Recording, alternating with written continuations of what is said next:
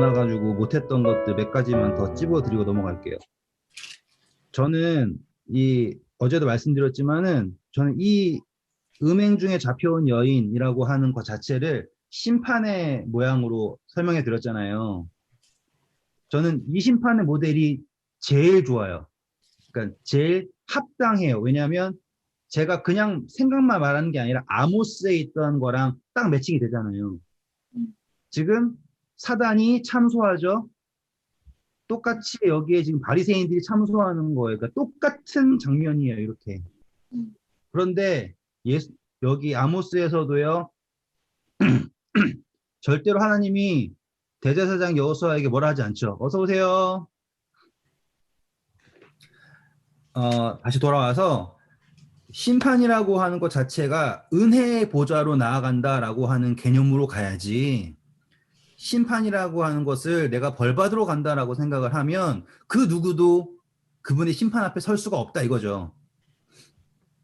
그래가지고 신약에 나온 모든 것은 우리가 그 담대하게 은혜의 보좌 나간다라고 하는 컨셉이에요. 근데 여기 다시 이제 요한복음 8장에 오셔서 이 사건을 한번 보시면 이 예수님이요, 이 여자를 용서하시는 이유 중에 가장 큰 이유가 있어요. 자, 6절 보세요. 그들이 이렇게 말하면 고발할 조건을 얻고자 하여 예수를 시험함이러라. 예수께서 몸을 굽히사 손가락으로. 감사합니다. 사람들이 이 여자를 데리고 온 이유는요, 이 여자를 정죄하기 위해서 데리고 온 거예요? 그게 아니에요. 자, 사단이 우리를 정죄하죠. 우리를 고발한단 말이에요. 그럼 우리를 고발하기 위해서 고발을 하는 거예요? 아니면 우리를 고발함을 통해서 누굴 고발하기 위한 거예요? 예수님. 예수님. 이해되시겠죠? 그래서 사실상 이 이야기 속에 그러니까 포함된 저면에 있는 것은 뭐냐면요, 누구든지 내 이름을 위하여 핍박받는 자는 이라고 하죠. 아시죠? 의를 위하여 핍박받는 자는 복이 있나니 라고 하는 거 있잖아요. 그게 마치 어떤 고귀한 의라고 하는 것에서도 핍박받는다 라는 것만 생각할 수 있다고요. 그런데 꼭 그렇지도 않은 거예요. 그 의를 위하여 핍박받는다 라고 하는 거에 그 근저에는요, 사단이 우리를 핍박하는 것은 누구를 핍박하기 위한 것이다? 예수님을. 똑같은 거예요. 지금 예수님은요, 이 음행 중에 잡혀온 여인을요, 어떻게 바라보시냐면 나 때문에 이 여인이 핍박받는다라고 보실 수 있다 이거예요. 왜? 바리새인들은 지금 누구를 고발하려고 하는 거니까. 예수님을 고발하기 위한 수단으로서 이 여인이 현행범이 된 거예요. 똑같이 사단이 우는 사자처럼 삼킬 자를 찾는다. 그 이야기 하시죠? 그렇게 하는 이유는 무엇이다? 예수님이다. 그렇죠? 그렇기 때문에 예수님이 이것을 어떻게 받아들이시냐? 자신의 책임으로 받아들여 주신다. 이렇게 가는 거예요. 그리고 그것을 예수님이 의죠. 그렇죠? 그래서 그 모든 것을요, 어느의 범위에 두셨냐면 의를 위하여 핍박받는 범위에 주셨어요. 자, 이게 어떻게 성립되냐면 죄인이 누구에게 나갔을 때? 예수님에게 나아갔을 때는 그게 성립이 돼요. 그런데 예수님에게 나아가지 않고 자기 스스로 맞잖아요. 그러면 그 핍박은 뭐예요? 의를 위하여 핍박받는 것이 아닌 거예요. 여기까지 따라오시겠죠? 우리는 생각을 할 때 내가 착한 일을 하다가 핍박받는 것이 의를 위하여 핍박받는 거다라고 이렇게 정해놨잖아요. 그런데 예수님께서 보이신 이 이야기 속에서는요, 그렇죠?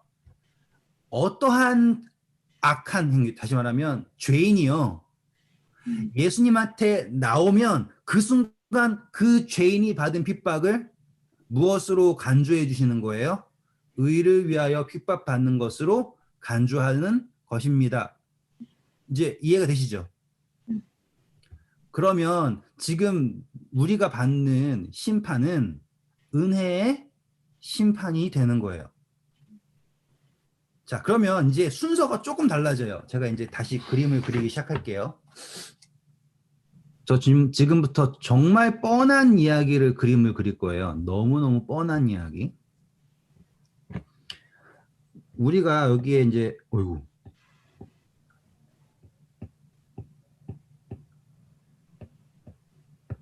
자, 여기에 심판이라고 적을게요.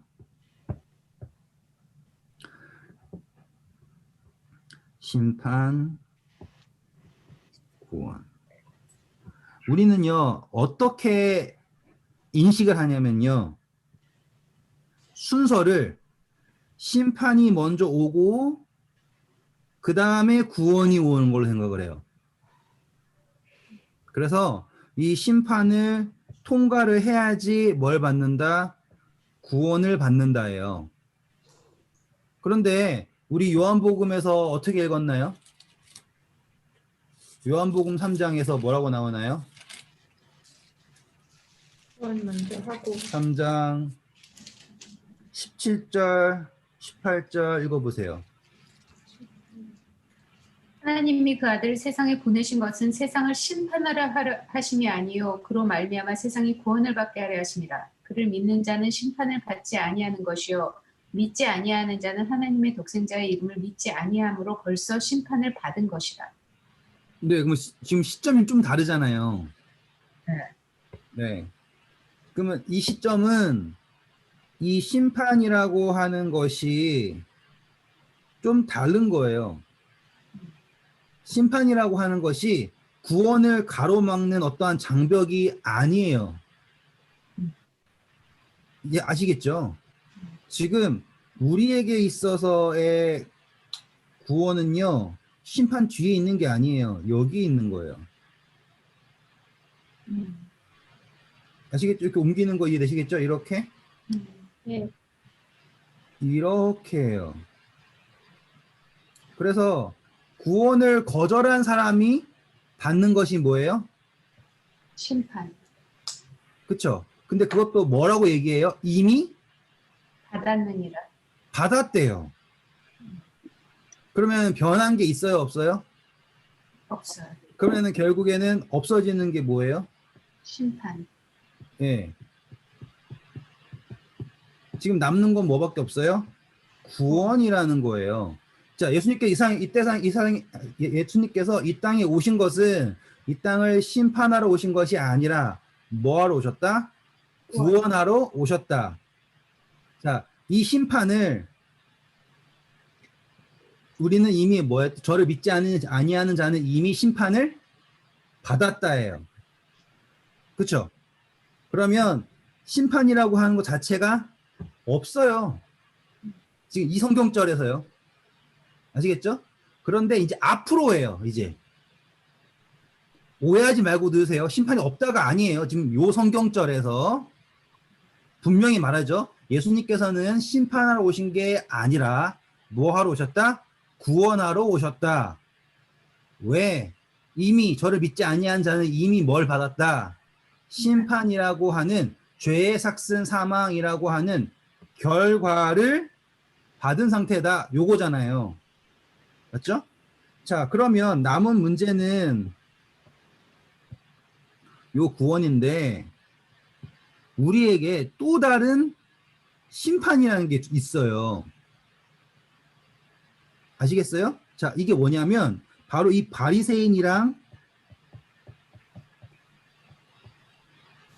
다시 말하면 사단이 요구하는 심판이 있어요. 한 번만 잘 들어보세요. 지금 예수님이 심판을 하세요? 안 하시죠? 예수님은 뭐 하러 오셨어요? 구원하러 오셨죠? 그런데 누가 끌고 와요? 사단. 이렇게 끌고 와가지고요, 뭐 하라 그래요? 심판하라 그러죠. 자, 아까 아모스에서 봤던 거랑 똑같아요. 예수님이 심판하는 거 아니잖아요. 누가 계속 부추겨요? 참소하죠. 사단이 계속해서 뭐 한다고요? 뭐 해야 된다고? 심판해야 된다고 막 한단 말이에요. 그래가지고 사단이 뭘 계속 만들냐면 자, 이 구원 받으려고 하면은 이러한 거를 조건이 돼야 되지 않습니까? 이렇게 넘기는 거예요.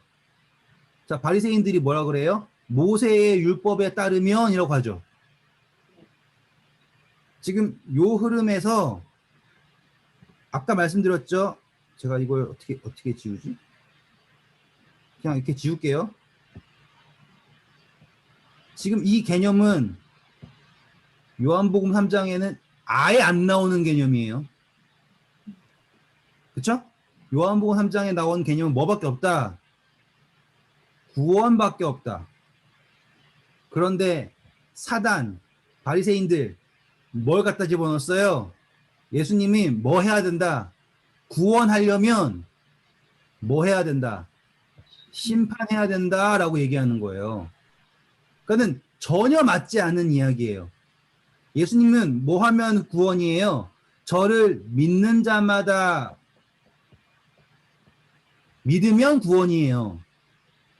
그런데 누가 바리새인들이 심판을 받아서 통과를 받으면 구원, 안 그러면 벌이라고 하는 개념을 갖다 붙인 거라고요. 누가? 사단이. 그런데 예수님이 뭐라고 그러셨어요?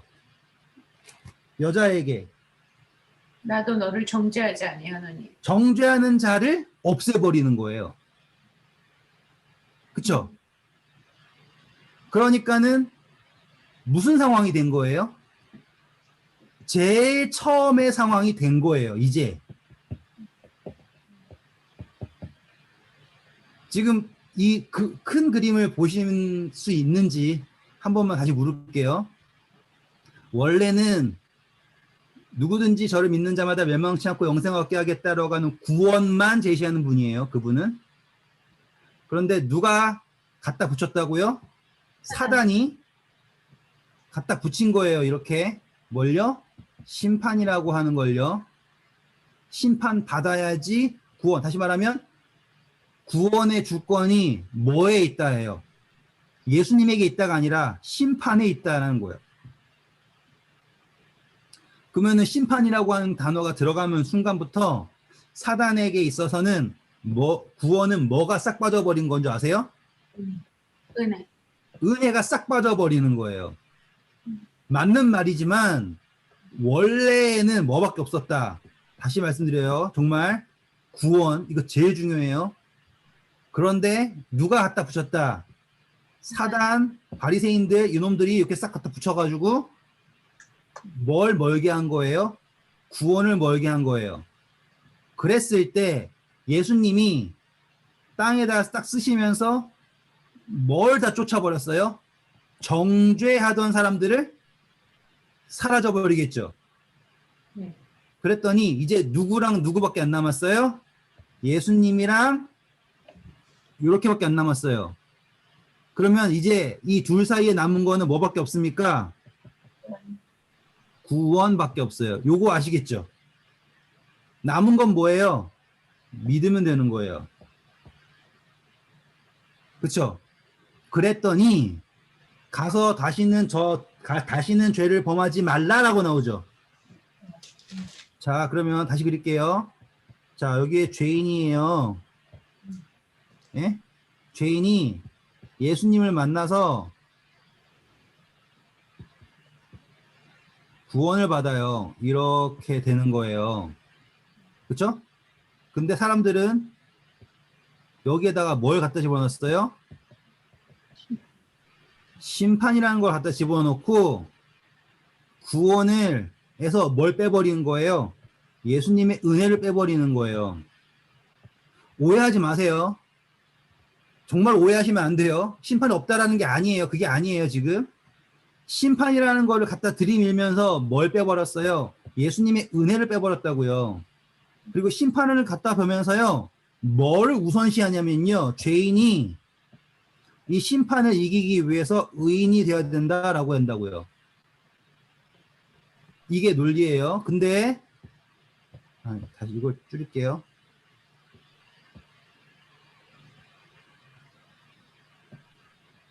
예수님은요, 반대예요. 예수님은 죄인을요, 은혜로 구원하시고요, 그 다음에 변화하라고 한다고요. 죄를 안 짓고 와야지 심판을 통과해서 구원받는다가 아니라요. 죄인이요. 예수님을 만나요. 죄인이 예수님을 만나서 구원받아요. 나도 너를 정죄하지 아니하노니. 아시겠죠? 구원받아요. 뭐하면 은혜를요. 믿음으로요. 그런 다음에 나타나는 게 뭐예요? 가서 변화예요. 지금 이 여인은 간음하고 막 그러고 살다가 잠깐 예수님 만나기 전에 착한 척하고 이렇게 살다가 예수님 만나가지고 예수님 제가 원래 이렇게 개차반이었지만 예수님 만나기 전에 한 요 정도 한 5분 정도 착하게 잘 살았습니다. 그러니 심판 통과하게 해주세요. 돼요? 그게 아니라고요. 예수님이 원하시는 것은 죄인이요. 예수님을 은혜 안에서 그쵸? 믿음으로 구원받고요. 구원받은 삶으로서의 변화를 말씀하시는 거예요. 어마어마한 차이죠. 지금 이 요한복음 8장에서의 심판의 개념은 심판을 얻다 하신 거예요. 이 심판으로 가로막았던 사람들 있죠? 그 사람들에게 심판을 하셨어요. 율법으로 말미암는 자는 율법으로 말미암아 살 것이다 라고 하는 것처럼 얘네들은 다 자기 죄 없는 자는 돌로 치라 했을 때 자기 죄 보고 다 떠나죠? 그쵸? 그런데 누구는 남아 있었어요. 죄에 있다라고 정말로 죄 있다 생각되는 여자는 남아 있죠. 그 여자는 심판을 받기 위해서 남아 있었나요? 구원을 받기 위해서 남아 있었나요? 구원을 받기 위해서 남은 거예요. 심판을 받기 위해서 나온 사람들은 다 떠나요. 그쵸? 하지만 구원을 받기 위해서 나온 사람은 떠나지 않아요. 그쵸? 심판을 받기 위해 나왔던 사람들은요, 언제까지 못 돌아올까요? 자기가 생각하기에 자신이 그 심판에 합당하다라고 생각할 때까지 안 돌아와요. 돌아올 수가 없죠. 하지만 구원을 받기 위해 온 사람은 언제든 올 수 있는 거죠. 그렇죠? 그래서 순서가 다릅니다. 우리는 구원을 받았기에 변화할 수 있습니다. 변화돼야지 심판을 통과하고 그래야 구원받는다라고 하는 거는 지극히 누구의 생각이냐? 사단의 생각입니다. 오해 없으시겠죠? 네. 네. 자, 그리고 다시 돌아와서요. 10절 한번 다시 읽어봐 주세요. 예수께서 일어나서 여자 외에 아무도 없는 것을 보시고 이르시되 여자여 너를 고발하던 그들이 어디 있느냐 너를 정죄한 자가 없느냐. 자, 여기서 되게 재밌는 게요. 예수님 앞에 여자가 남아 있죠. 여기에서 포인트는요. 죄를 감추려고 하는 사람들은 예수님에게서 떠나가는 거예요. 그런데 죄를 자복한 사람은요. 떠나가지 않죠. 그러면은 요 상황에서의 의미를 아시겠죠? 구원은 내가 나의 죄를 가리려고 하는 사람들에게 절대로 주어질 수가 없는 거예요. 왜? 그게 요한복음 3장에 나온 거잖아요. 빛이 세상에 왔을 때 자기가 악함으로써 빛이 드러날까 보다 뭘 사랑한다고요? 빛보다 어두움을 사랑한다라고 하는 거예요. 그러면 결국에 내 생활에서 100이 있다면 한 요 정도는 착하고 요 정도는 못됐습니다. 이런 개념으로서의 구원이 아닌 거예요. 아시겠죠? 그래서 자, 우리 학과에서 B 이상은 통과입니다. 이런 구원이 아니라니까요. 구원은 어떤 구원이에요? 100% 구원이에요. 정말 중요한 거예요. 구원은 하나님의 은혜로 믿음으로 말미암아서 100% 구원이에요. 거기에 나의 행위는 1도 안 들어가요. 그런데 놀랍게도 내가 구원을 받잖아요. 그러면 나의 삶이 변하는 거죠. 그쵸? 이 차이예요. 그게 막달라 마리아의 삶의 변화예요. 자, 이제 그거를 이제 말로 해볼게요, 한번. 우리가요, 죄를 안 지으려고 사는 게 어려울까요? 아니면 선을 행하는 게 어려울까요? 죄를 안 짓는 거. 그렇죠. 정확하게 본 거예요. 지금 접근 방법 자체가 예수님께서 하신 접근은요. 자, 예를 들어서 그냥 이건 예예요. 담배를 피는 사람이에요. 그래가지고 뭐에만 집중하냐면 담배가 죄는 아니지만 담배를 안 펴야지만 집중을 하는 거예요. 그렇죠? 그런데 예수님은요. 선으로 악을 아시겠죠? 그러니까 담배를 집중하는 안 해야지라는 거를 죄를 안 져야지 집중하는 것이 아니라 뭘 향하는 걸요? 차라리 담배를 피세요. 차라리 차지만 뭘 하게 선을 행하는 것을 집중하게 하는 것이 나중에 악을 미워하게 하는 힘이 되는 거잖아요. 그렇잖아요. 지금 예수님의 접근 방법이 완전히 달라요. 그래가지고 자 여기 이야기의 핵심이에요. 이 여자가 어떠한 거 생겼냐면요. 예전에는 돌아갈 수 있는 데가 없어요. 그런데 이제 예수님이 뭐 하지 않는데요? 나는 너를 정죄하지 않는다라고 딱 하셨죠. 그러면 이 여자는 이제 뭘 할 수가 있냐면 딛고 일어날 수 있는 토대가 생긴 거예요. 그게 누구냐면 바로 예수님이라는 거죠. 사람들은요 심판을 하잖아요. 그럼 어떻게 심판하냐면요 아주 나락에 꽂아가지고 없애서 죽여버려야지 심판이라 생각한다고요. 근데 예수님은요 어떻게 하냐면 토대를 만들어서 여기에 서게 해주신다고. 이렇게 어디에서도 날 구원하신다. 다시 말하면 누가 그리스도의 사랑에서 우리를 끊으리요 환난이나 적신이냐 칼이냐 뭐 나오잖아요. 그렇죠? 그 모든 것이 예수 그리스도의 사랑에서 우리를 끊을 수 없다라고 하는 어떻게 설명해야 될까요? 마지노선 말고 이렇게 그냥 바닥에서 견고한 토대처럼 딱 설 수 있게 된단 말이에요. 지금 이 심판, 다시 말하면 바리새인들이 요구한 심판이 아닌 예수님의 구원을 받은 여자는 반석 위에서 서 있는 여자가 되는 거예요. 그게 어떠한 삶이냐면 구원받은 삶입니다. 여기까지 제가 어저께 못했던 거예요. 자, 이제 다시 이제 7장으로 올게요. 7장은 좀 흥미로운 개념들이 많이 나와요. 자, 제가 어저께 7장 말씀드리면서 이거는 초막절이라고 하는 그 절기 내에서 이루어졌다고 했지 않습니까? 그렇죠? 그러면서 여기에 포함되어 있는 게 나팔절, 대속제일, 초막절 이렇게 돼가지고 예수님이 이 마지막 초막절에 일주일 동안 하셨다라고 할 수도 있고 아니면 7월 1일부터 저기 끝까지 근 한 달간 하셨다라고도 할 수 있어요. 저도 정확하게 모르지만 근데 중요한 거는 초막절의 핵심은 뭐였다고요? 새로 시작한다는 거잖아요. 그렇죠? 자, 그 의미에 대해서 예수님이 명절 끝날 자 37절부터 읽어주세요. 명절 끝날 곧 큰 날에 예수께서 서서 외쳐 이르시되 누구든지 목마르거든 내게 와서 마시라.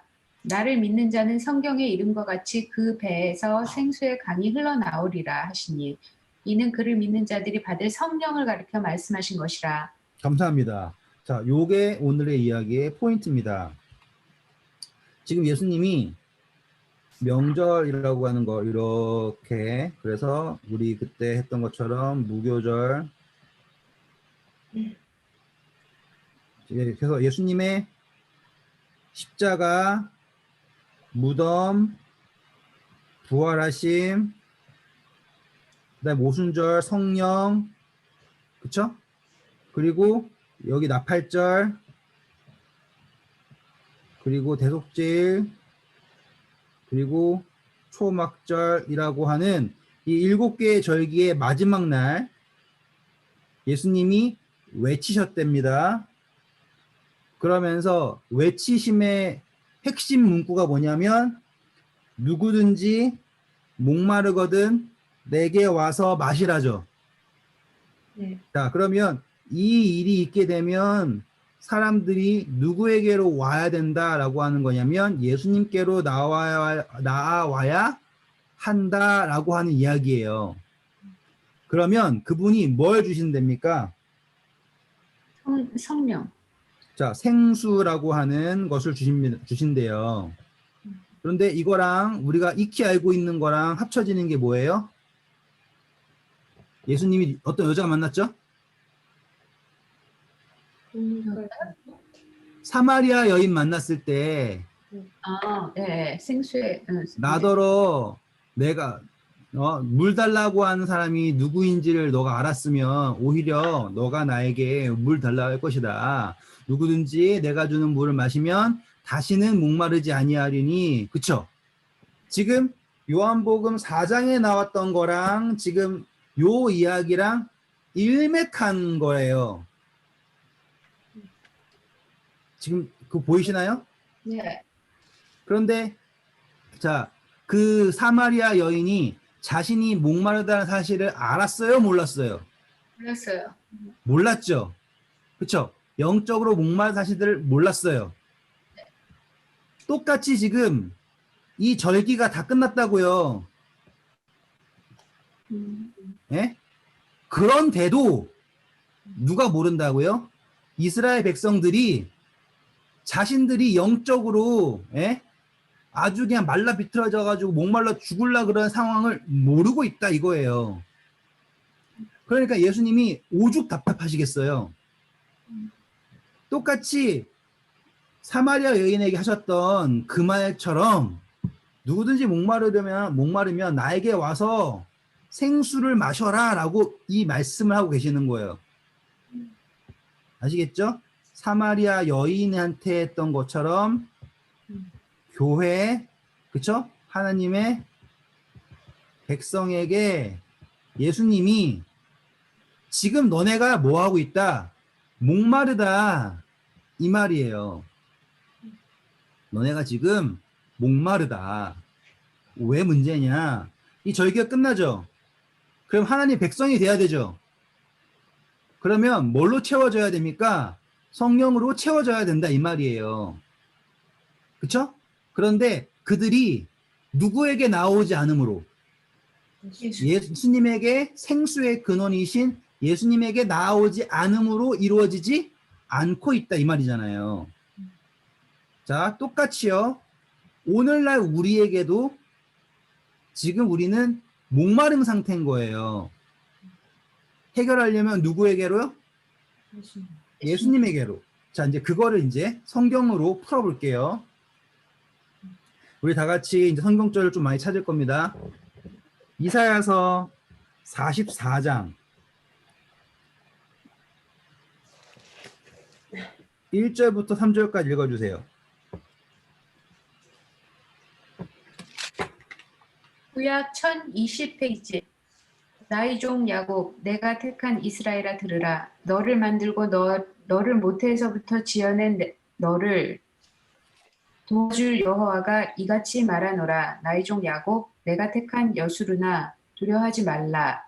나는 목마른 자에게 물을 주며 마른 땅에 시내가 흐르게 하며 나의 영을 내 자손에게 나의 복을 내 후손에게 부어주리니 그들이 네, 여기까지만 할게요.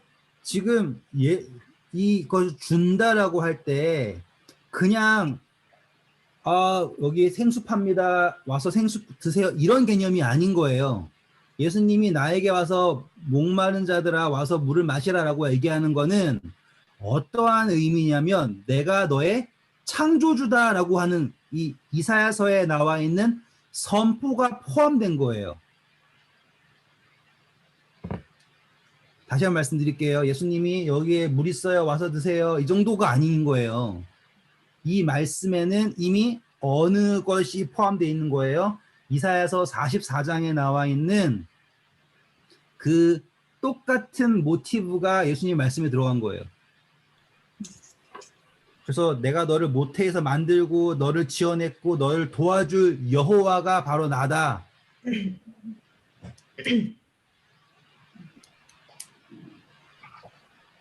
이해되셨죠?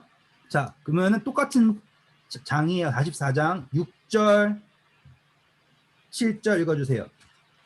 이스라엘의 왕인 여호와 이스라엘의 구원자인 만군의 여호와가 이같이 말하노라. 나는 처음이요 나는 마지막이라. 나 외에 다른 신이 없느니라. 내가 영원한 백성을 세운 이유로 나처럼 외치며 알리며 나에게 설명할 자가 누구냐. 있거든 될 일과 장차 올 일들을 그들에게 알릴지어라. 자, 보시면 요 이야기가 사실상 예수님이 의중을 두시고 요한복음에 외치신 이야기란 말이에요. 그쵸? 와서 물을 마셔라 라고 하는 이야기가. 그러면 와서 물을 마셔라 라고 하는 거는 그냥 물 주고 만다가 아니라 뭐 하지 말라? 두려워하지 말라? 내가 너와 함께 한다. 내가 너를 지킨다. 내가 지금 무엇까지도 미래까지 장차 일어날 모든 것까지도 내가 너를 돌보고 있다라고 하는 모든 게 다 포함된 와서 물을 마셔라 이거예요. 자, 그리고요. 이사야서 49장입니다. 이제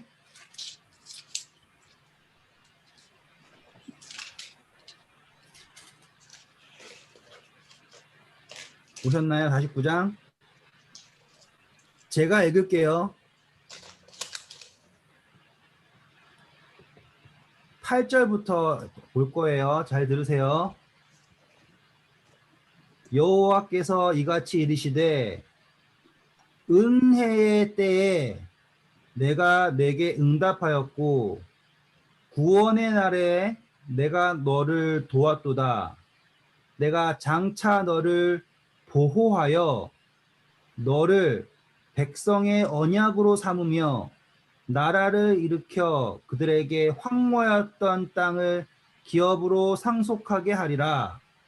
10절입니다. 이제 그들이 줄이거나 목마르지 아니할 것이며 더위와 볕이 그들을 상하지 아니하리니 이는 그들을 긍휼히 여기시는 이가 그들을 이끌어 어디로 이끈다고 합니까? 샘물 근원. 네, 감사합니다. 요 표현이에요. 지금 샘물 근원이 누굴까요? 예수님. 네, 맞아요. 지금 이 초막절의 마지막에 예수님이 자신을 뭐라고 소개하고 계시는 거예요? 샘물. 샘물의 근원으로 소개하시는 거예요.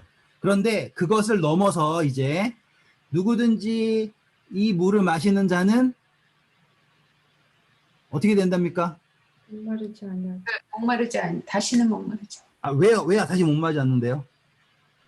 그 안에서 함께 가는 네, 맞아요. 지금 이제 조합이 되고 있네요. 예수님이 누굽니까? 지금 와서 물을 마시다라고 하는 것은 예수님이 여호와라고 하는 표현이에요. 창조주, 구물주 모든 거 다 된 거요. 그리고 예수님이 뭐라 그랬습니까? 샘물의 근원이죠. 그런데 이 물을 마시면 누구에게 물을 마시는 우리 안에 이 샘물의 근원이 들어온대요. 지금 물을 마셔라. 다시는 목마르지 않는다. 이게 어떤 의미냐? 여기 와서 마셔라. 이 정도가 아니라 그분이 우리 안에 계신다. 이게 되는 거예요. 임마누엘이 되는 거예요. 이해되시겠죠?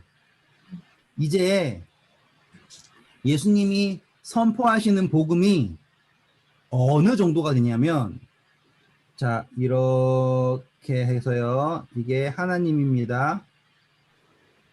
그래서 하늘에서 예수님이 미가엘이었잖아요. 미가엘.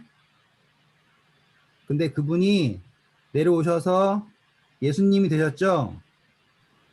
그렇죠? 그런데 예수님이 이제는 어디에 계시겠다 이 말이에요. 우리 안에 성령으로서 뭐 하게 됐다고요? 샘물의 근원으로 우리 가운데 계시겠다라고 말씀하시는 거라고요. 이거는 단순히 우리 요한복음만 읽으면 어떻게 생각이 드냐면, 야, 예수님 믿으면 우리가 성령 받는데 요 정도로 간다고요. 그렇죠?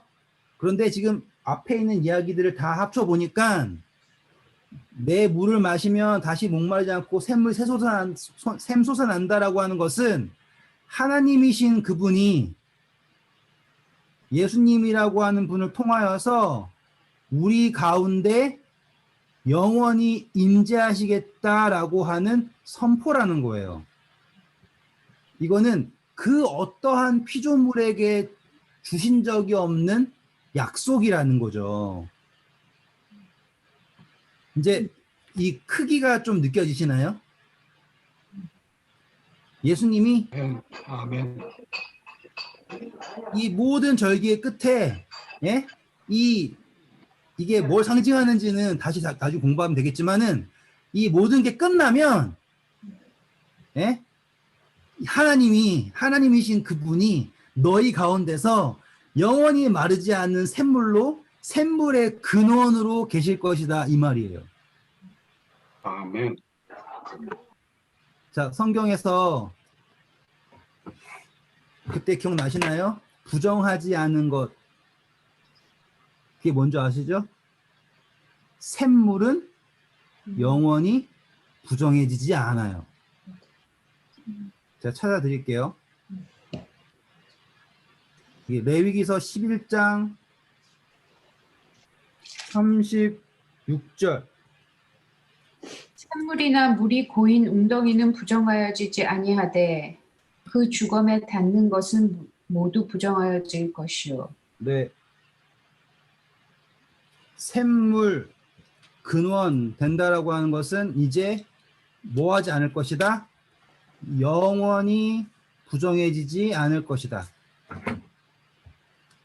그러니까 와서 물을 마시라라고 하는 게 그냥 간단한 의미가 아닌 거예요. 그래서 샘물의 근원이 우리에게 있다라고 하는 것은 영원히 부정해지지 않는다라는 것이고요.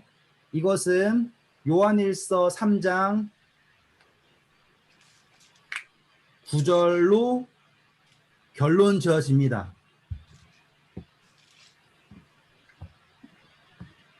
하나님께로부터 난 자마다 죄를 짓지 아니하나니 이는 하나님의 씨가 그의 속에 거하며 그도 범죄하지 못하는 것은 하나님께로부터 났습니다.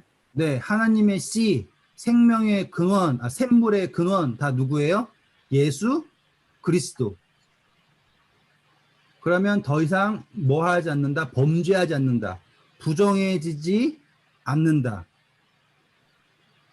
자, 그러면 예수님께서 택하신 방법은 우리가 생각하는 것과 완전히 달라요. 우리가 행위를 어떻게 잘 컨트롤 해가지고 되는 거잖아요. 그래서 죄를 어떻게 하면 안 지을까잖아요. 그게 아니에요. 예수님은 아싸리 모아보시는 거예요. 여기에다가 샘물의 근원을 집어넣어 버리시는 거예요. 정말 대단하지 않아요? 저는 이거 상상을 해도요, 야, 이거는 정말 너무너무 극단적인 방법이다 싶을 정도로. 샘물의 근원을 넣어버리면 다 해결될 문제예요. 우리 여기에서요, 맨날 골머리 썩어요. 좀 잘 되면은 기분 되게 좋은데, 좀 안 되면은 엄청 몸가져잖아요. 항상 불안하고요. 항상 심판이라고 하는 게 나를 예수님 앞과 하늘나라에 가로막고 있고요. 그 심판이라는 벽이 너무너무 크고요. 그런데 예수님은 절대로 그렇게 접근하지 않으시는 거예요. 그냥 구원해 버리세요. 그냥 노메러와 그냥 구원해 버리는 거예요. 누구든지 저를 믿는 자마다 멸망치 않고 영생 언당 그냥 구원하는 거예요. 그 사단이 막 뭐라 그러잖아요. 참소하잖아요. 그러면요 믿는 사람들에게 생물의 근원을 넣어버리시는 거예요. 와 너무하지 않아요? 이거는 너무 극단적이지 않나요? 근데 너무 완벽하지 않나요? 그러니까는 고민의 범위가, 그러니까는 우리의 고민의 범위가 완전히 달라진 거예요. 그리고요, 이 샘물의 근원이라는 게 얼마나 아름다운지 우리 조금 어렵겠지만 에스겔서에 가면 나와요, 이제.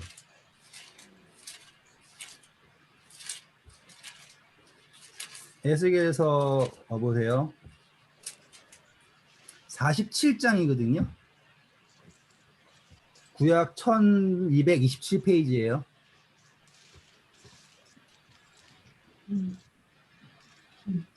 저기 에벌린 누님 좀 어렵죠, 오늘? 계속 읽고 있어요, 막. 너무 어려우면 좀 죄송해요. 아니, 괜찮아요. 예, 그냥 네. 읽고 또 읽고 있어요. 네. 대신 그래도 구원이라고 하는 개념이 좀 달라졌으면 좋겠어요. 네. 네. 항상 행위에 막혀 있는 구원이 아니에요. 예수님은 우리를 그냥 구원하시는 거예요. 그리고 그 다음에 변화는요, 샘물의 근원이 내 가운데 오잖아요. 그러면 그 숨는 샘물이요, 다 더러운 건 다 밀어내버릴 거예요. 그거예요. 그냥 밀어내는 거예요. 그리고 그거는 영원히 부정해지지 않는데요. 그쵸? 그런데 이제 이 에스겔서 47장은요, 이거를 설명을 하는데요. 정말 멋지게 설명을 해요. 이니 집사님 좀 많이 읽으셔야 되는데 한번 읽어주세요. 1절부터.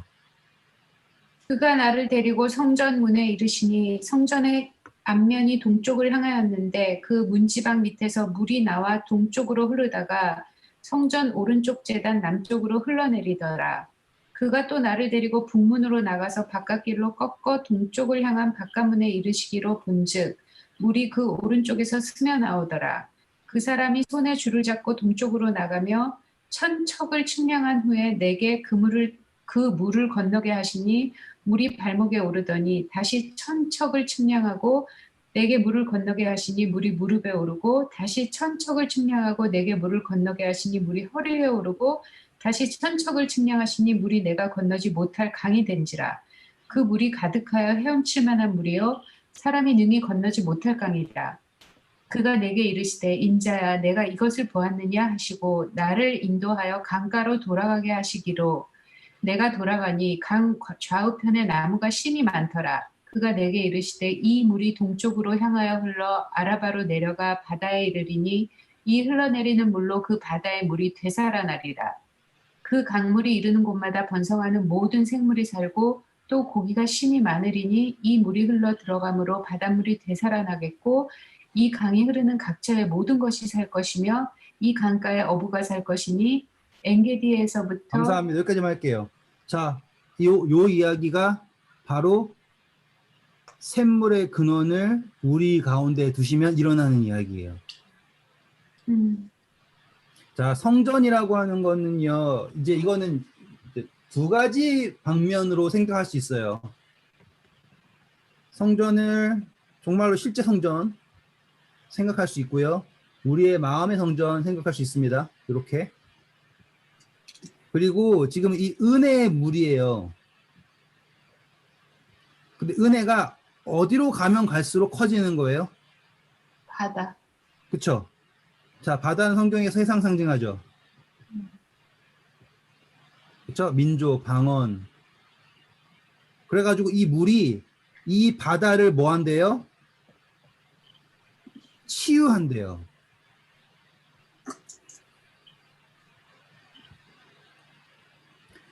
어떻게 보면 지금 이제 오늘은 시간상 더 멀리는 못 가고요. 요 틀에서만 놓을게요. 일단 우리 마음속이라고 해볼게요. 일단 우리 마음에요. 하나님이 샘물의 근원을 주세요.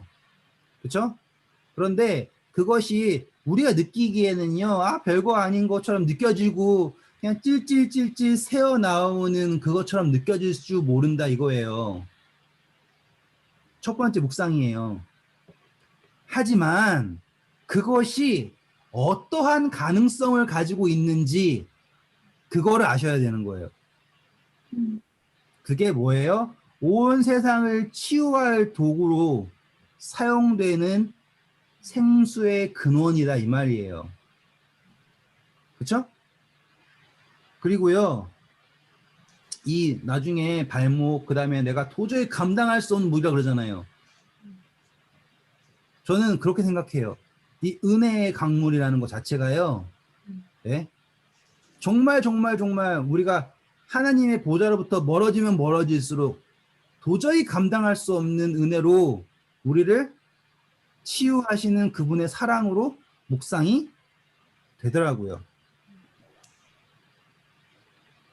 그런데 흥미로운 점은 9절이에요. 이 강물이 이르는 곳마다, 아시겠죠? 이 강물이 이르는 곳마다.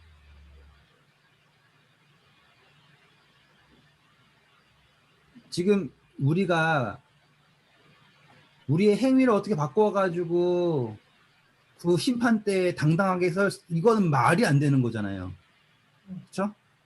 우리는 구원을 받아야 돼요. 구원을 받고 그분의 생수의 근원이 내 삶에 들어왔을 때 그게 스스로 뻗쳐나가는 거라고요. 이렇게. 그리고 뻗쳐나갔을 때 그 생수의 근원이 세상을 치유하는 거예요. 내가 착한 척 해가지고 도네이션 좀 더 하는 거 세상을 치유하는 것이 아니라 내 가슴에 살아계신 예수 그리스도가 그냥 아시죠? 막 트라우마도 줄줄줄줄 새서 나오는 그런 거 아시죠? 그런 느낌으로 도저히 막을 수 없는 그 느낌이요. 지금 문틈에서 새어나오는 이 정도예요. 만약에 문이 활짝 열리면 어떨까요? 저는 그렇게 묵상을 했다니까요. 야, 이거 정말 닫고 있는데도 이렇게 대단한데 만약에 활짝 열면 어떨까? 이 생각이 들 정도로 제 묵상 속에 정말로 이 샘물은 진짜로 차고 넘치고, 예? 내 입을 열라 내가 채우리라고 하시는 그 말도 안 되는 축복이 있다. 제가 설명 못 하겠어요. 입이 짧아요. 정말로 언어가 짧은 거예요. 이거는. 그러니까는 와 이거예요. 진짜 이거 말고는 설명할 방법 없어요. 그런 게 있다니까요. 그거를 경험하는 게 이 세상에서의 삶이에요. 그리고 그걸 경험한 사람이 세상을 치유하는 거예요. 자, 이제 제가 아주 멋진 결론을 내고 끝낼게요. 12절 보세요. 강 좌우가에는 각종 먹을 과실나무가 자라서 그 잎이 시들지 아니하며 열매가 끊이지 아니하고 달마다 새 열매를 맺으리니 그 물이 성소를 통하여 나옴이라. 그 열매는 먹을만 하고 그 잎사귀는 약 재료가 되리라. 네, 이 이야기가 얼마나 멋진 이야기인가. 자, 우리 시편 1편 아시죠? 시편 1편. 의인은요, 어떻다고요? 마르지 강가에 심은 나무가 시절을 쫓아 과실을 맺으며 그 잎사귀가 마르지 아니함 같으니 라고 하죠. 지금 그 이야기랑 똑같은 이야기가 여기에도 있죠. 그리고 이 이야기랑 똑같은 이야기가 어디에도 있을까요? 요한계시록. 계시록 22장 2절에도 있어요. 자, 그러면 우린 여기에서 아주 아름다운 결론을 냅니다. 자, 이 나무들이 달마다 열매를 맺고요. 그 잎사귀가 시르지 않는데요. 그렇죠? 그 이유는 뭘까요? 그리고 이 의미는 무엇일까요?가 되는 거예요. 자, 우리 예전에 이 열매라는 거에 대해서는 공부를 했었어요. 그렇죠? 열매는 생명을 낳는 거예요. 그런데 이 생명을 낳는다라고 하는 게 뭐 좋아요.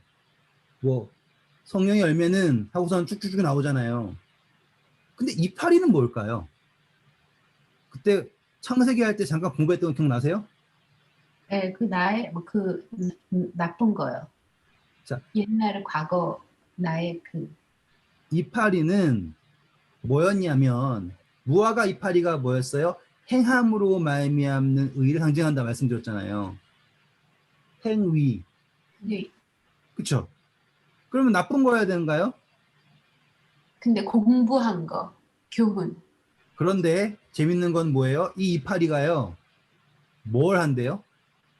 약재료. 그렇죠. 자, 계시록 22장 2절 읽어주세요. 길 가운데로 흐르더라. 강 좌우에 생명나무가 있어 12가지 열매를 맺되 달마다 그 열매를 맺고 그 남은 잎사귀들은 만국을 치료하기 위하여 있더라. 아멘. 자, 그 잎사귀가 뭐 한대요? 치료. 경험. 네, 전 이게 너무 감동적이에요. 치료. 정말 감동적인 게 이 잎사귀가요. 우리의 행위였잖아요. 그렇죠? 도저히 열매가 아니잖아요. 먹을 수도 없고요. 근데 정작 이 만국을 치유하는 거는요. 어디에 있다? 잎사귀. 이 잎사귀에 있다고요.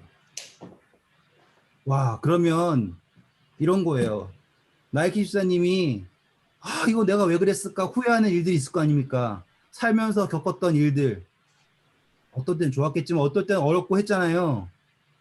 그 모든 게요. 생명의 근원이라고 하는 생수의 근원이라고 하는 그걸 만나기 전에는 예? 정말로 그 아담과 하와가 자기의 수치를 가리고자 했던 행함으로 말미암이라고 하는 그 있잖아요. 그냥 말라 비틀어질 그런 거밖에 안 됐단 말이에요. 그런데 뭘 만나면 생수의 근원을 만나잖아요.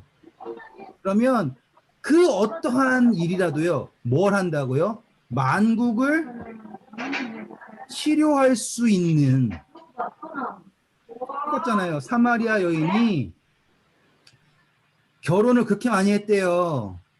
치부잖아요. 근데 누굴 만나니까 생수의 근원을 만나니까 생수의 근원이 그녀의 가슴에 들어오니까 그녀의 경험이 뭘 하는 거예요? 만국을 치료하는 거라고요. 어떻게 보면 예수님이요. 만국을 치료하기 위해서는요. 뭐가 필요한 거예요? 열매보다 잎사귀가 필요한 거예요.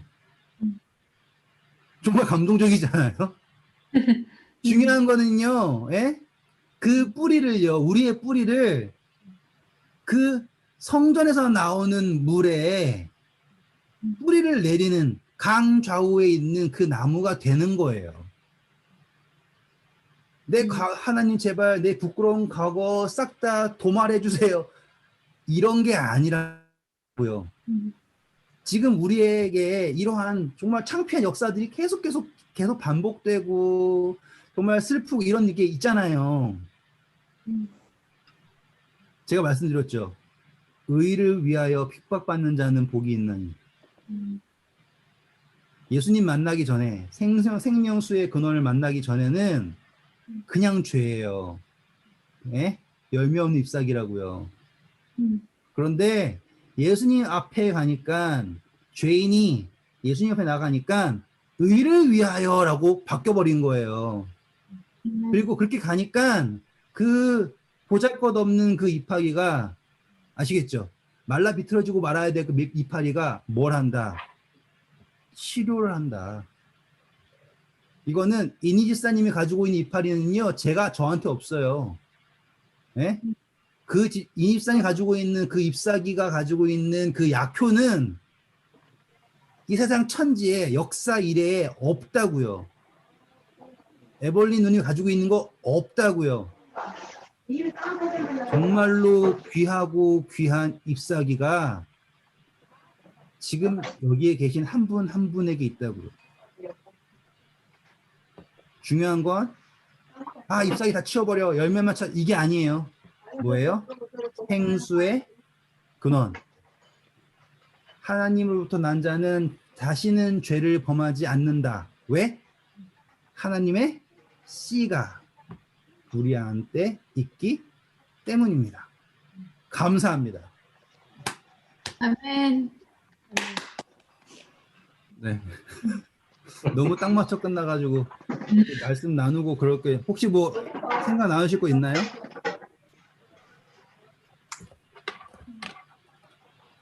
아니요. 나누실 말씀 없어요? 네. 나이키스님 유튜브님도 오랜만에 한 말씀 해주세요. 이게 이 샘물의 근원이 오늘 새롭게 다가오네. 이게 여태까지는 이렇게 못 느꼈어요. 샘물의 근원에 대해서 이렇게 느끼지 못했는데 그 샘물의 근원의 뜻이 이렇게 들어보니까 다르네. 감사합니다. 뭐 또 다른 분 없나요? 없으면 네. 목요일 날 뵐게요. 네. 맞습니다. 안녕히 주무세요. 다들 감사합니다. 말을 아끼시는 게 거짓돼가지고 이제 죄송합니다. 제가 너무 혼자 말하죠. 아니에요. 시간이 없어요. 혼자 말해도 시간이 부족해요. 맞아요. 아이, 좋은 밤 되세요. 네. 네. 네.